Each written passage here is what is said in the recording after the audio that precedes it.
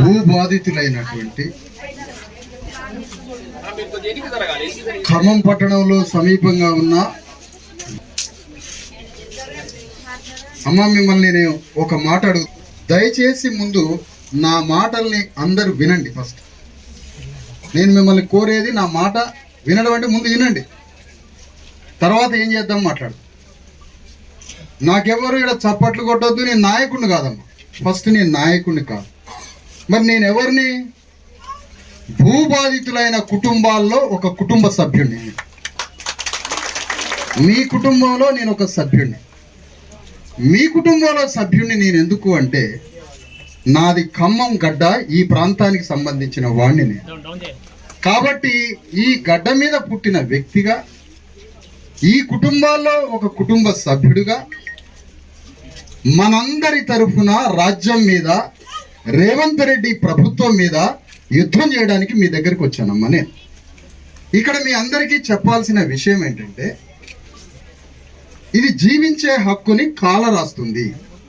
అంటే భారత రాజ్యాంగంలో మనం జీవించే హక్కు ఉన్నది.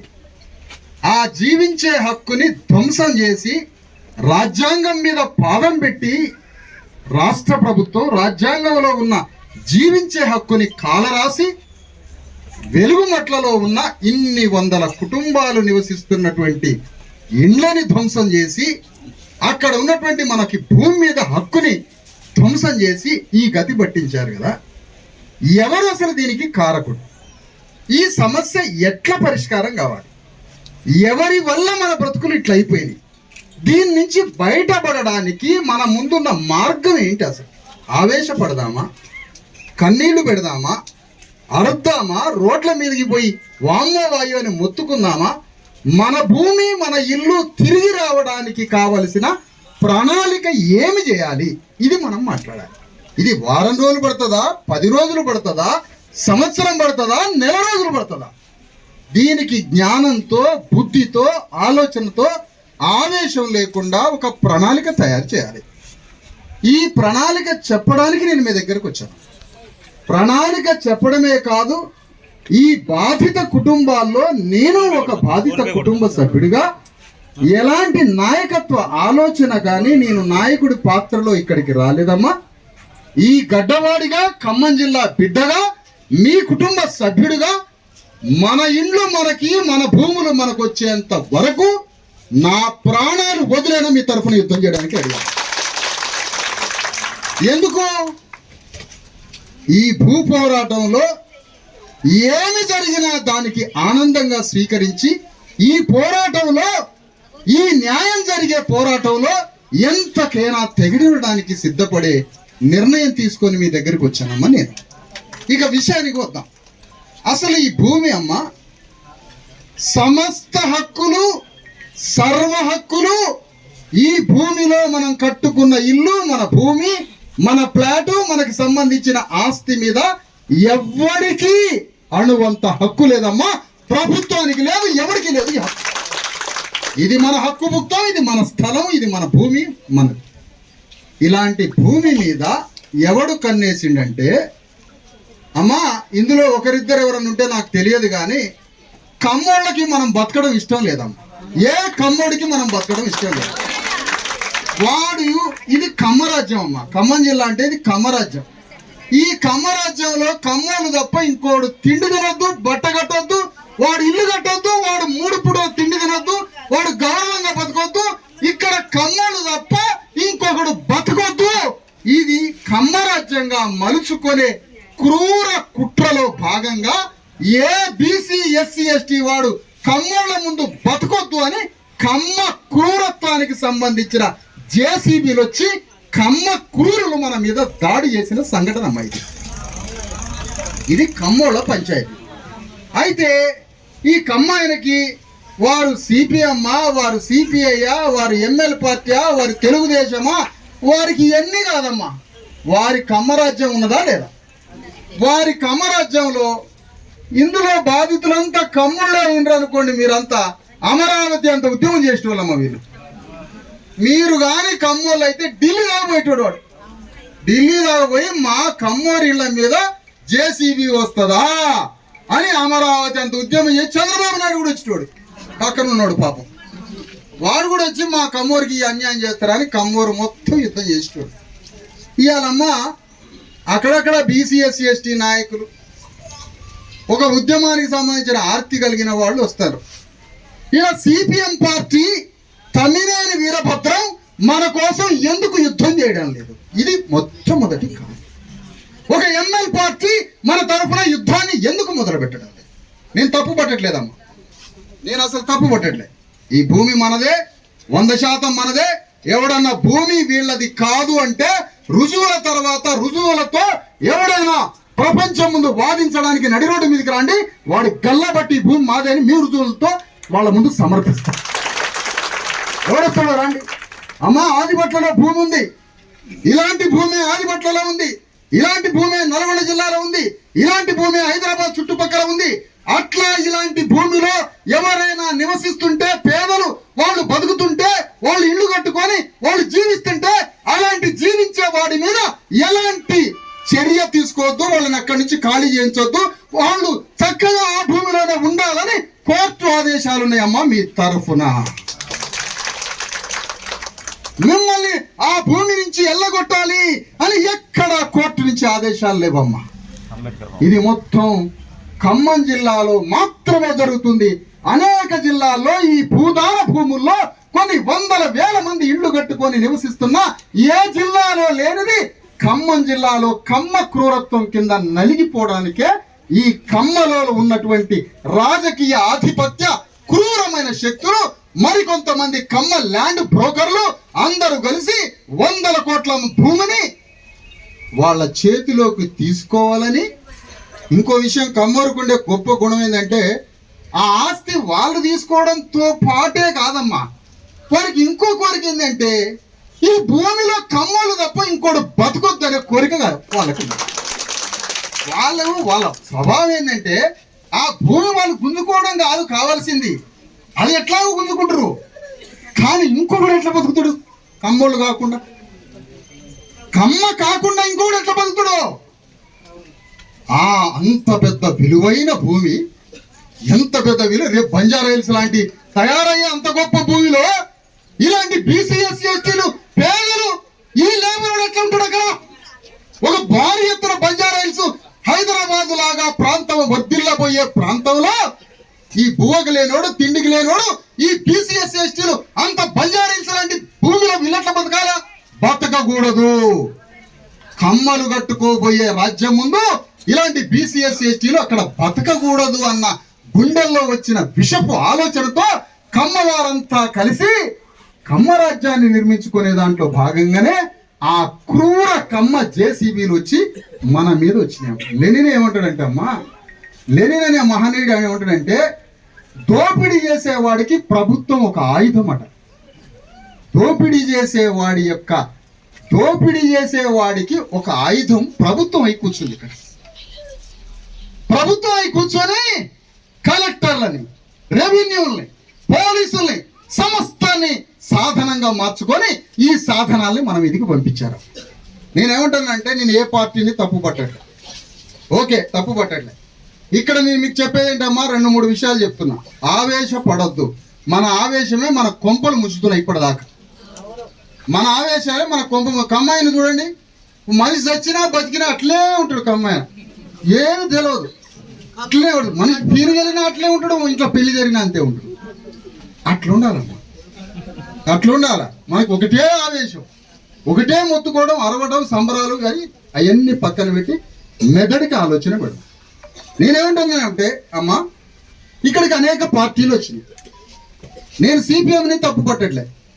వీరభద్రం గారు కావచ్చు, ఈ జిల్లా కార్యదర్శి కావచ్చు, సిపిఎం పార్టీ రాష్ట్ర కమిటీ కావచ్చు, జిల్లా కమిటీ కావచ్చు, ఎంఎల్ పార్టీ రాష్ట్ర కమిటీ కావచ్చు, జిల్లా కమిటీ కావచ్చు, సిపిఐ పార్టీ 100 సంవత్సరాల స్వీయ సమాధి తవ్వుకున్న సిపిఐ పార్టీ అవునో కాదో తెలియదు కానీ సిపిఐ పార్టీ కావచ్చు, మొత్తం కమ్యూనిస్టు పార్టీలు 70 ఏళ్ల నుంచి ఉద్యమాలు ఉంటాయి.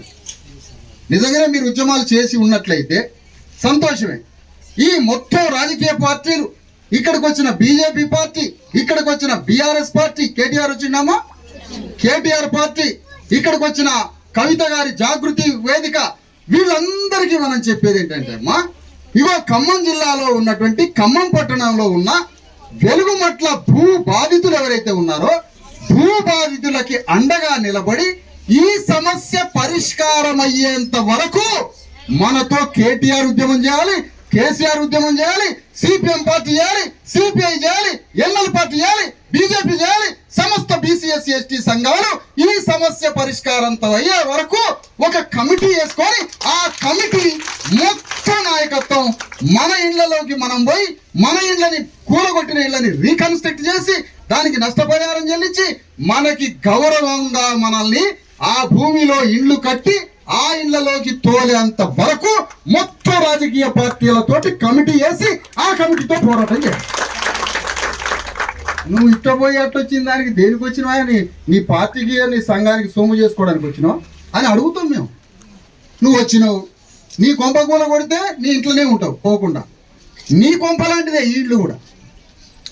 ఈ ఇళ్ళను కూల కొడితే నువ్వు విజిటింగ్ ఎట్లా కాల్ చేశాను ఏంటి? నేను టీఆర్ఎస్ పార్టీని ఒకటే అడుగుతున్నా. ఇక్కడ నమస్తే తెలంగాణ టీ న్యూస్ మిత్రులు ఉన్నారు, నేను ఎవరిని దూషించట్లేదయ్యా. నాకు నమ్మకం ఉంది కేటీఆర్ మీద, నాకు నమ్మకం ఉంది టీఆర్ఎస్ మీద. సమస్త ఇళ్లని కూల్చిన ఇళ్లని మళ్ళీ పునర్నిర్మాణం చేసి గౌరవంగా ఇళ్లలో మా వాళ్ళని తోలేంత వరకు కేటీఆర్ మాతో యుద్ధం చేస్తాడని నమ్ముతున్నాను. నేను ఈరోజు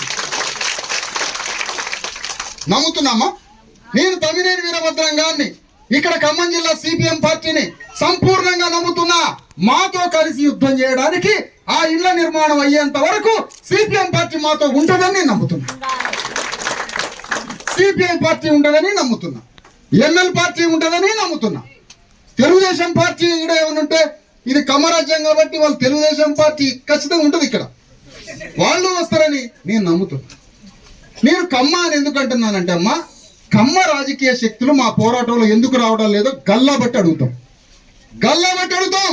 కమ్మ రాజకీయ ఆధిపత్యంలో ఉన్న రాజకీయ వేదికలో ఈ పోరాటంలో మీరు పాల్గొనట్లేదు కాబట్టి ఇది కమ్మగా మీ మీద ముద్ర వేయాల్సిన పరిస్థితి వచ్చింది అని అంటున్నట్టు. ఇది చాలా జాగ్రత్తగా గమనించాలి. మాకెవరి మీద లేదమ్మా, మాకెవరి మీద లేదు కోపం, ద్వేషం. కమ్మోళ్ళలో జీవితాన్ని ధారపోసిన కమ్మోరు ఉన్నారు, నేను కాదనట్లే. కానీ ఇప్పుడు వస్తున్నది ఏంటి? ఈ కమ్మోల పక్షాన శ్రీనివాసరెడ్డి చేరిందమ్మా. శ్రీనివాసరెడ్డిలో రెడ్డి పౌరుషం కనపడదు. అసలు శ్రీనివాసరెడ్డి రోజు రోజుకి శ్రీనివాసరెడ్డి చౌదరి లాగా మారుతాడు. ఆయన కమ్మాయి లాగానే మారింది. మన ఇంట్లో గడియారం పెట్టి ఎప్పుడు కావాలో టైం పెట్టిండమ్మ. దాంట్లో మనం ఎప్పుడు చచ్చిపోవాలో గడియారం పెట్టిండు ఇంట్లో. ఆయన గడియారం పెట్టినాడో పెళ్లిలో బువ్వలు పెడతాడట. ఆయన బువ్వలు పెట్టిండు తిరగండి. మరి ఆ ఇళ్ళలో ఆయన బువ్వలు పెట్టిండు, గడియారం పెట్టిండు, బువ్వల విషయం పెట్టిండు, ఎప్పుడు కావాలో గడియారం పెట్టిండు ఇంట్లో. శ్రీనివాసరెడ్డి రెడ్డి క్షత్రుడు కాదమ్మా, రెడ్డి పౌరుషం లేదు. పచ్చి కమ్మ వ్యక్తి లాగానే ప్రవర్తిస్తాడు కమ్మోళ్ళతో కలిసి. సరే అమ్మ, ఇద్దరు కలిసి మాట్లాడినాం. ఇక్కడ ఒక మూగ హంతకుడు ఉన్నాడమ్మా, మౌన హంతకుడు. నోరు తెరిచి మాట్లాడాడు, మౌనంగా ఉండి కోట్ల మంది చచ్చిపోయినా కూడా నోరు తెరడు. అతనే మన వర్గం నుంచి పుట్టుకొచ్చినటువంటి ఉప ముఖ్యమంత్రి బట్టి విక్రమార్క. ఇతను నోరు తెరవడమ్మా. ఖమ్మం జిల్లాలో ఉన్న బీసీఎస్సీ ఎస్టీలంతా వీళ్ళ రక్తం ఏరులై పారుతున్నా, మధురలో ఉన్న బీసీఎస్సీ ఎస్టీలు మాదిగల రక్తం ఏరులై పారుతున్నా బట్టి విక్రమార్క నోరు తెరవడమ్మా.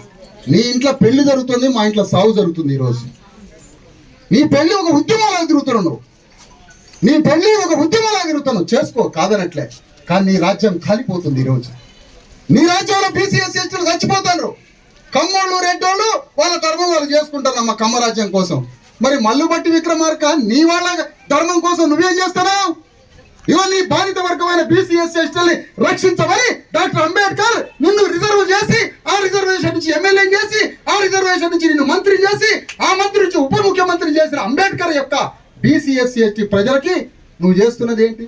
కమ్మోళ్ళ వైపు వంతబాలకి, కమ్మ వాళ్ళ వైపు రెడ్ల వైపు నిలబడి ఈ బట్టి విక్రమార్క మనల్ని చంపడానికి తిరుగుతున్న మూగ హంతకుడమ్మ, మౌన హంతకుడు. వచ్చిందమ్మా బట్టి విక్రమార్క? రాడమ్మా. అందరూ మరణించినా, అందరం చచ్చిపోయినా రాడు. ఇందులో మాదిగలు ఉన్నారు, మాలలు ఉన్నారు, ఎస్టీ ఆదివాసులు ఉన్నారు, లంబాడీలు ఉన్నారు, బీసీలు ఉన్నారు. కానీ మల్లు బట్టి విక్రమార్క ఎందుకు రావట్లే? ఒకటే చెప్తున్నాం రాజకీయ పార్టీలకి, ఈ ఒక్క సమస్య పరిష్కారం అంటే ఇది బీసీ ఎస్సీ ఎస్టీ పేదల ఆత్మ గౌరవానికి సంబంధించిన యుద్ధం అమ్మా. ఇది మన ఆత్మగౌరవ పోరాటం అమ్మా. ఇది రాష్ట్రంలో ఉన్న బీసీ ఎస్సీ ఎస్టీల అందరి ఆత్మగౌరవ పోరాటం అమ్మా. ఇది మన ఆత్మగౌరవ సమస్య. నేను ఒకటే కోరుతున్నామ్మా, మీ ఇల్లు ఎట్లా ఉన్నదో అట్లా దాన్ని తయారు చేసి మీ ఇంట్లోకి మిమ్మల్ని పంపించే బాధ్యత రేవంత్ రెడ్డి తల మీద ఎత్తుకోవాలి అని ఈ సభ నుంచి తీర్మానం చేస్తున్నామమ్మా. ఈ పోరాటంలో మల్లు బట్టి విక్రమార్క మనందరిని ఇళ్లలోకి పంపించే బాధ్యతని మన వర్గానికి సంబంధించిన బట్టి విక్రమార్క, మన బీసీ ఎస్సీ ఎస్టీ వర్గానికి సంబంధించిన వాడు కాబట్టి అతను మూగ హంతకుడు అనే పాత్ర నుంచి బయటపడి నేను ఆరోపిస్తున్నామ్మా, నిన్ను మూగ హంతకుడు, నేను మూగ హంతకుడు కాదు, వీళ్ళకి ప్రాణం పోసే వ్యక్తిని అని నువ్వు అనుకుంటే ఇగో రేవంత్ రెడ్డి మీద ఆ బాధ్యత పెడుతున్నావు. నువ్వు ఈ బాధ్యత తీసుకొని మమ్మల్ని ఎవరి ఇంట్లోకి వాళ్ళని పంపించి, ఎవరి భూమిలోకి వాళ్ళని పంపించి గౌరవంగా మమ్మల్ని సాగనంపే బాధ్యత మా వర్గాలకు సంబంధించిన వాడివి కాబట్టి నువ్వు ఈ బాధ్యత నెత్తి మీద వేసుకో. కమ్మాయన ఆ కమ్మ బోకర్ల కోసం ఆ 500 కోట్ల భూమిని చెప్తున్నామ్మా. ఆయన కమ్మ రాజ్యం కోసం, రెడ్డి రాజ్యం కోసం రెడ్డి బోకర్లకి శ్రీనివాసరెడ్డి కమ్మలతో కలిసిండో ఎవరితో కలిసిండో మనకు తెలియదమ్మా. అదో వాళ్ళకి భూమి ఇవ్వడానికి ఆయన పోతాడు. మరి మల్లు బట్టి విక్రమార్క నీ వర్గం వాడు కదా, మీ బీసీ మన బీసీ ఎస్సీ ఎస్టీ వారికి సంబంధించిన వాడు కదా, రేవంత్ రెడ్డి తర్వాత ఉప ముఖ్యమంత్రి కదా. రేపు అక్కడ ఉన్నటువంటి సోనియా గాంధీ, రాహుల్ గాంధీ నిర్ణయం తీసుకుంటే రేపే ముఖ్యమంత్రి ఎవరు అంటే మల్లు బట్టి పేరే వినపడుతుంది కదా. మరి నువ్వు ఏం చేస్తావు? మమ్మల్ని సమాధి కడతావా? మమ్మల్ని చంపుతావా? మమ్మల్ని ఆ ఇళ్లలోకి పంపుతావా? ఏం చేస్తావు? అందుకనే మల్లు బట్టి విక్రమార్క ఇందులో ఈ నేరంలో భాగస్థుడు కాదు అని మేము నమ్ముతున్నాం. మరి నా నేరస్తుడు నువ్వు కాదంటే మమ్మల్ని ఆ ఇళ్లలోకి పంపు. తుమ్మల నాగేశ్వరరావు బహిరంగంగా బీసీ ఎస్సీ ఎస్టీలందరి యొక్క జీవితాన్ని ధ్వంసం చేసినందుకు తుమ్మల నాగేశ్వరరావు, శ్రీనివాసరెడ్డి బహిరంగంగా క్షమాపణ చెప్పి ఈ పేదల కాళ్ళు పట్టుకునేంత వరకు యుద్ధం కొనసాగించాలి. ఈ పోరాటంలో మంచిది ఆగండమ్మా. ఇక్కడ ఏంటంటే ఈ రోజు ఉరికిపోయి రోడ్ల మీద నిలబడటం కాదమ్మా. నేనేమంటానంటే జాగ్రత్తగా వినండమ్మా. అమ్మా, ఈ దొంగ నా కొడుకుల పార్టీలకు ఓట్లేసిన బానిసలారా వినండి, జాగ్రత్తగా వినాలమ్మా.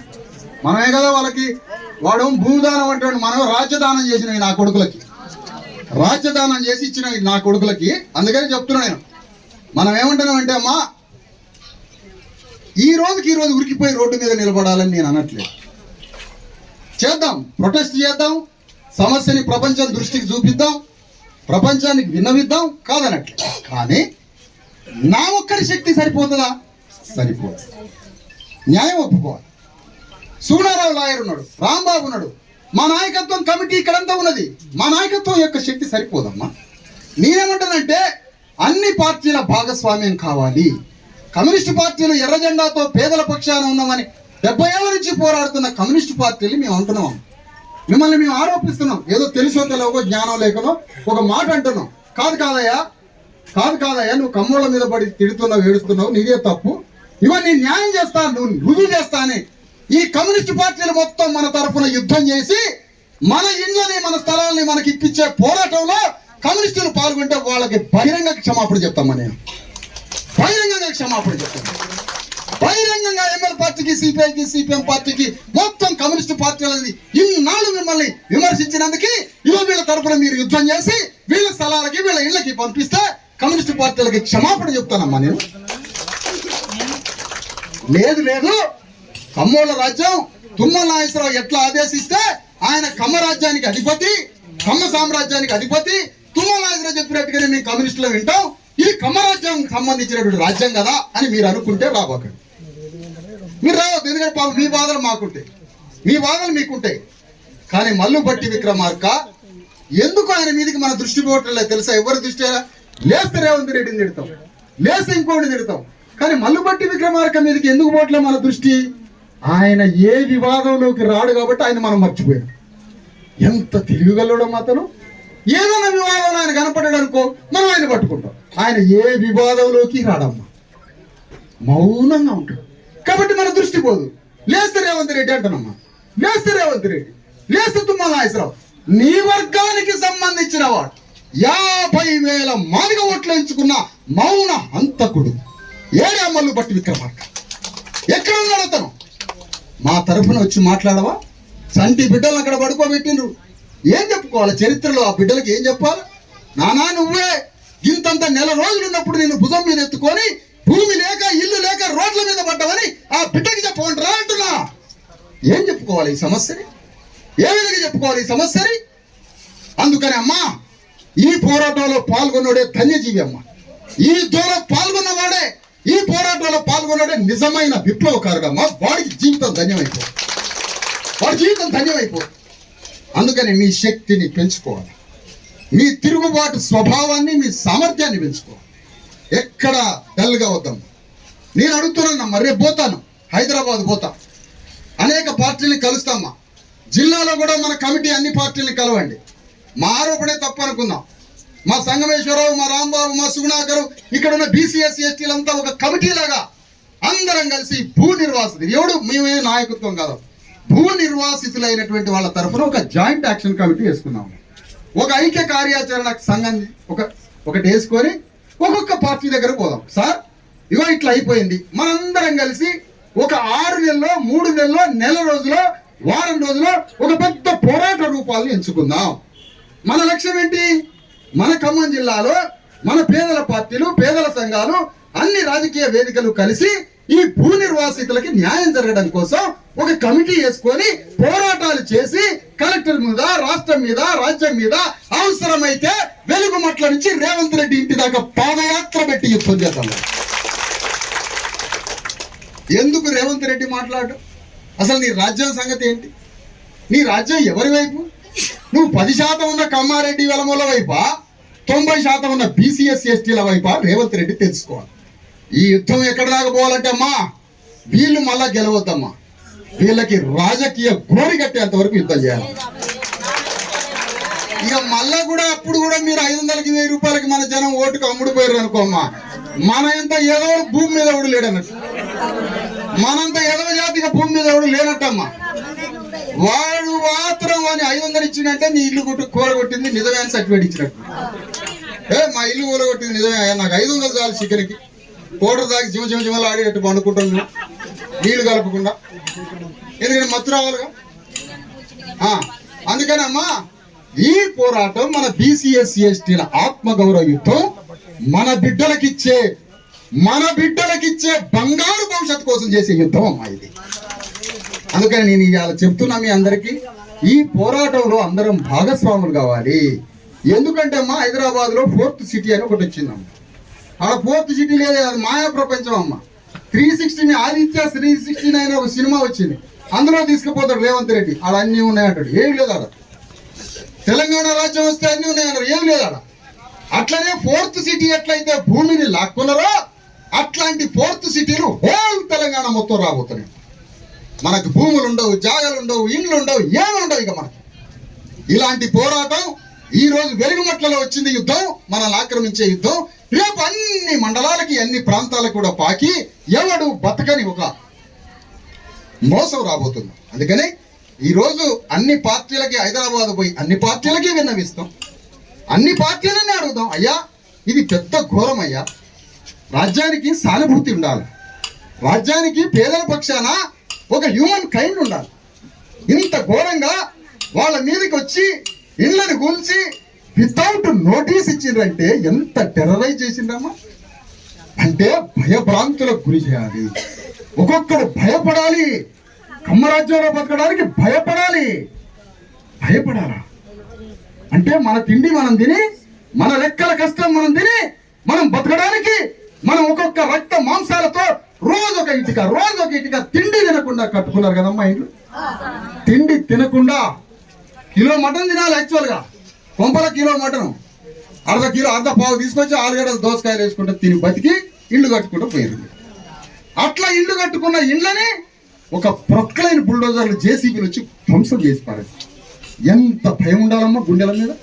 అక్కడ పసిబిడ్డని చంపిరమ్మా నాగర్ కర్నూల, పోలాలేమో కర్రలాసిని చంపిరమ్మా, ఇంకొకడేమో బీసీల మీద దాడి చేసిరమ్మా, ఇక్కడ మొత్తం బీసీ ఎస్సీ ఎస్టీల మీద దాడి చేసి చంపిరమ్మయ్యా. ఇది మన మరణంతో సమానం. అందుకే నేను మిమ్మల్ని ఏముంటుందంటే అమ్మా, ఈ పోరాటంలో ఒక సమ్మక్క సారలక్కలాగా చాకలి ఐలమ్మలాగా యుద్ధం చేసే మహిళ కావాలి నాకు. రాజీ పడ్డారంటే వాళ్ళు దెయ్యాలతో సమానం. వాళ్ళని సంఘం నుంచి బహిష్కరించాలా. రాజీ పడ్డ వాళ్ళని సంఘం నుంచి బహిష్కరించాలా. ఓటు అమ్ముకున్న వాడిని సంఘం నుంచి బహిష్కరించాలా. సంఘం నుంచి అట్లా రాజీ పడకుండా ఈ యుద్ధంలో కొనసాగేవారు ఎవరైనా ఉంటే మేము అందరం ఉంటామంటే మీరు చరిత్రలో చరితార్థులు అవుతారు. మీ బిడ్డలకి బంగారు జీవితాన్ని ఇచ్చిన వాళ్ళు అవుతారు. రేపు 20 ఏళ్ళ తర్వాత ఆ పిల్లగాడు మంచాలు పడబెట్టి రాగానే చూపించాము. ఆ బాబు ఏమన్నానంటే, ఇంత మంచి ఇల్లు ఎక్కడదయ్యా నీకంటే, నా తల్లిదండ్రులు యుద్ధం చేసి ఇల్లు నిలబెట్టారు సార్ నా పొడగడు చెప్పాలి. మరి చెబితే ఏమొస్తుంది? పిల్లగాడికి ఇల్లే ఒక్కటే కాదమ్మా రాసేది. ఆ పిల్లగాడు కూడా మళ్ళీ వాడికి పుట్టే బిడ్డల కోసం వాడు యుద్ధం చేస్తాడమ్మా రాజ్యం మీద. పోరాటానికి వారసుడు, పోరాటానికి వారసత్వం, వీరత్వానికి వారసత్వం కావాలమ్మా. అందుకని నేనేమంటున్నానంటే తల్లి, ఈ యుద్ధంలో మహిళలు పురుషులు అందరం పాల్గొనాలి, అందరం పోరాటం చేయాలి, అందరం యుద్ధం చేయాలి, సమస్య పరిష్కారాంత వరకు పోరాటం చేయాలని మిమ్మల్ని కోరుతున్నా. హైదరాబాద్ లో అన్ని రాజకీయ పార్టీలకి విజ్ఞాపన పత్రాలు ఇచ్చి, అయ్యా ఇవో ఈ కార్యాచరణలో మీరు భాగస్వాములు అవుతారా కారా జాగ్రత్తగా వినాలమ్మా. అది ఉపన్యాసం కాదు, నేను నాయకుడిని కాదు, నాకు సపోర్ట్లు కొట్టదు. ఎవరినైనా కొడితే వాడిని కొట్టండి, నాకు మాత్రం సపోర్ట్లు కొట్టదు దయచేసి. ఏమిటి ఇక్కడ నా బాధని నా సహచర నా తోటి కుటుంబ సభ్యులతో పంచుకుంటున్నా. ఏం చేద్దాం, ఒక ఇంట్లో అందరం కూర్చొని ఏం చేద్దాం అంటావు మన ఇంట్లో సమస్యని అని కొంపలో ఉన్న అందరిని కూర్చోబెట్టి ఎట్లా మాట్లాడతావో నేను అట్లా మాట్లాడుతున్నాను మీ అందరూ. అందుకని ఆలకించాలి, వినాలి, మెదడులో వినాలి. అందుకని ఈ మొత్తం సమస్య ఏదైతే ఉందో ఇది మొత్తాన్ని పరిష్కరించడానికి హైదరాబాద్ లో ఉన్న రాష్ట్ర స్థాయి 5 పార్టీల దగ్గరికి పోయి ఆ 5 పార్టీల రాజకీయ ఆగాలి తల్లి ఆగండి. 5 రాజకీయ పార్టీల అధ్యక్షుల దగ్గరికి పోయి కలుద్దాం. 5 రాజకీయ పార్టీల దగ్గర పోయి కలిసి, అయ్యా మీరు వస్తారా ఈ పోరాటంలో? వచ్చేటైతే జిల్లాలో ఉన్న పార్టీ నాయకులకు చెప్తారా? ఎవరికి చెప్తారా? కానీ ఈ పోరాటంలో అందరూ భాగస్వాములై పోరాటంలో పాల్గొనాలి. ఒక పెద్ద మనిషి అంటాడు, ఈ ఖమ్మం జిల్లా సమస్య కోసం మేము అందరం రావాలా సార్ ఎన్ని రోజులు అంటే, ఈ సమస్య పరిష్కారం ఇస్తే రాష్ట్రంలో ఉన్న 3.5 కోట్ల మంది బీసీ ఎస్సీ ఎస్టీల మీదకి ఏ ఒక్కడు చెయ్యడు. రాష్ట్రంలో వీళ్ళొక్క సమస్య పరిష్కరిస్తే ఏ జిల్లాలోనైనా ఏ బీసీ ఎస్సీ ఎస్టీల మీదైనా 3.5 కోట్ల మంది ప్రజల మీదకి ఎవడు రాడు. ఇది ఒక్కటి విజయం సాధిస్తే అర్థమైందా? ఇది ఆదర్శం కావాలి. ఈ పోరాటం రాష్ట్రం మొత్తానికి ఆదర్శం కావాలి. వచ్చినోడి కాళ్ళ మీద అమ్మో అని పడటం, దండం పెట్టడం, అయ్యా అని వానికి ఎవ్వని కాళ్ళ మీద పడతాం, వానికి ఓట్లేసి వాడిని సింహాసనం మీద కూర్చోబెట్టి వాడు పెట్టిన గడియారాన్ని ఇంట్లో పెట్టుకొని వాని పెళ్లిలోకి పోయి పువ్వులు తిని మళ్ళీ వాని కాళ్ళ మీద అయ్యో అని పడుతామ్మా. నువ్వు విప్లవకారురాలివి. సమ్మక్క సారలక్కలు ఎవరి కాళ్ళ మీద పడలేదమ్మా, కత్తులు తీసి యుద్ధం చేసారు. సాగలేదమ్మా ఎవరి కాళ్ళ మీద పడలేదమ్మా. మీరెందుకు పడతారమ్మా దండాలు పెట్టి? నాకు అది ఎవరికి దండం పెట్టదు. ఎవడో రాజకీయ నాయకుడు వస్తే అలో అనండి అంతే. ఎవరికి దండం కూడా 2 చేతులతో పెట్టదా.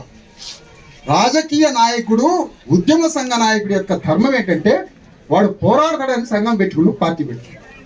అందుకని నేను మిమ్మల్ని అందరినీ కోరేది ఏంటంటే, హైదరాబాద్ లో ఉన్న 5 పార్టీలని అక్కడ కలవడం, ఇక్కడ ఉన్నటువంటి బీసీ ఎస్సీ ఎస్టీలకు సంబంధించిన జేఏసీ, ఇక్కడ ఉన్నటువంటి ఆలోచన, ఇగో వీళ్ళకి సానుభూతి పరులుగా రేపు ఖమ్మం జిల్లాలో ఉన్న అంబేద్కర్ సంఘాలు, ఎస్సీ సంఘాలు, బీసీ సంఘాలు, మాలమాదిగ సంఘాలు, మొత్తం సంఘాలు, రాజకీయ వేదికలు అందరం కలిసి వీళ్ళ తరఫున న్యాయం జరిగేంత వరకు యుద్ధం చేస్తామనేటువంటి వేదికలో ఖమ్మం జిల్లాలో ఉన్న సమస్త సంఘాలు భాగస్వాములు కావడానికి ఇక్కడ కమిటీ తిరగండి. హైదరాబాద్ లో కొంతమందిని కలిసి నేను 5 పార్టీల దగ్గర పోయి వాళ్ళని ఈ కమిటీలో ఉండమని అడుగుతా. మొత్తం కలిసి ఒక కమిటీ వేసుకొని పోరాటాన్ని మొదలు పెడదాం ఒక 2 రోజుల్లో. అంతేగాని ఆవేశం రావటం, ఆవేశాన్ని చంపుకోవడం, మళ్ళీ అయ్యాలని ఆవేశపడటం, ఏ నా కొడుకు చేయలేదు అనటం అట్లగా. మనందరి యొక్క శక్తి పెరిగితే పార్టీలు వాడంతట వాడే పేక్కుంటా ఈడుచుకుంటూ వచ్చి మన పోరాటంలో పాల్గొంటాం. అందుకనే ప్రజా చైతన్యమే ప్రధానం. ఇక్కడ మా బాధతో అంటాం సరియాలా, ఒకళ్ళిద్దరు కమ్మోళ్ళు ఉంటే ఉండొచ్చు, కానీ మా బాధతో అంటాం. మీ కమ్మరాజ్యాన్ని 70 ఏళ్ళ నుంచి అనుభవిస్తున్నాం కాబట్టి మాకు తెలుసు కాబట్టి, ఆ బాధ గోస ఏంటో తెలుసు కాబట్టి. ఊళ్ళో అదే బాధలు పడ్డాం, ఈడ ఖమ్మంలో అదే బాధపడ్డాం, హైదరాబాద్లో అదే పడ్డాం, విజయవాడలో అదే పడతారు మా వాళ్ళు, రాష్ట్రం అంతా పడతారు. కాబట్టి దీని పట్ల అప్రమత్తంగా జాగ్రత్తగా ఉండి తప్పులు చేసేవారు పరివర్తన చెంది, ఇది ఘోరమైన పరిస్థితి, రేపు రాజ్యం మీకు రాదు, ఈ రాజ్యం మీది కూలిపోతుంది, ఇలాంటి తప్పుడు పనులు చేస్తే మీరు ట్రాన్స్ఫార్మ్ అయి పరివర్తన చెంది పేదల పక్షాన అన్ని పార్టీలు రావాలని, మీరందరూ పాల్గొనాలని పార్టీలని నేను విన్నవిస్తున్నా, విజ్ఞప్తి చేస్తున్నా. టీఆర్ఎస్ పార్టీ రేవంత్ రెడ్డి మీద యుద్ధం చేస్తానంటాను. చాలా సంతోషం అమ్మా, అది చాలా గొప్ప మాట మాట్లాడాడు. బీజేపీ పార్టీ రేవంత్ రెడ్డిని వేర్లతో సహా పీకుతానంటుందమ్మా, చాలా సంతోషం. బీజేపీ పార్టీ కరెక్టే. మీరిద్దరు వాళ్ళ రాజ్యాన్ని పీకాలంటే మొట్టమొదటి పోరాటం ఖమ్మం జిల్లా వెలుగుమట్ల పోరాటంతో మొదలుపెట్టాం. సిపిఎం సిపిఐ పార్టీలు, ఎమ్మెల్యే పార్టీలు పాపం మరి వాళ్ళు రేవంత్ రెడ్డి వైపా, కేసీఆర్ వైపా, ఆ భగవంతుడికే తెలవాలి, మాకైతే తెలవదు మా పాపం ఏంటో. వాళ్ళు కూడా భూ నిర్వాసితులైనటువంటి వెలుగుమట్ల బాధితుల వైపువా, లేకపోతే రేవంత్ రెడ్డి వైపు, లేదా టీఆర్ఎస్ వైపా, ఎవరి వైపు? అందుకని ఈరోజు అన్ని పార్టీలు ఆత్మశుద్ధితో ఈ జరిగిన ఘోరకని ఈ రోజుల్లో ఇక్కడ ఇరాన్ ఇరాక్ యుద్ధాలు చూస్తున్నాం మా పేపర్లో, ఇక దానికి దీనికి తేడా ఏమన్నా ఉందా అమ్మ? అక్కడ పాకిస్తాన్లో, ఆఫ్ఘనిస్తాన్లో, ఇరాన్ ఇరాక్లో బాంబులు పేరు పోరాటాలు తెచ్చి ఇల్లు కూలి, దానికి వెలుగుమట్లకి ఏం తేడా ఉందో చెప్పండి. మరి ఇప్పుడు టెర్రరిస్ట్ ఎవడు టెర్రరిస్టు? మన కొంపను కూల్చేటువంటి అగ్ర కులాలే అగ్రవర్ణ ఉగ్రవాదులాగా మన ఇళ్ల మీద పడ్డారు, టెర్రరిస్ట్ లాగా పడ్డారు. అందుకని ఈ పోరాటంలో మీరంతా భాగస్వాములై ఇది పరిష్కారం అయ్యేంత వరకు పోరాట రూపం మళ్ళా కమిటీ వచ్చి మీకు చెప్తుంది. మళ్ళా పక్కకు పోయి కొంత కమిటీ అంతా మాట్లాడుకొని మళ్ళీ మీ ముందుకు వచ్చి మాట్లాడతామని తెలియజేస్తున్నా. ఒక అర్ధ గంట టైం అండి, ఒక గంట.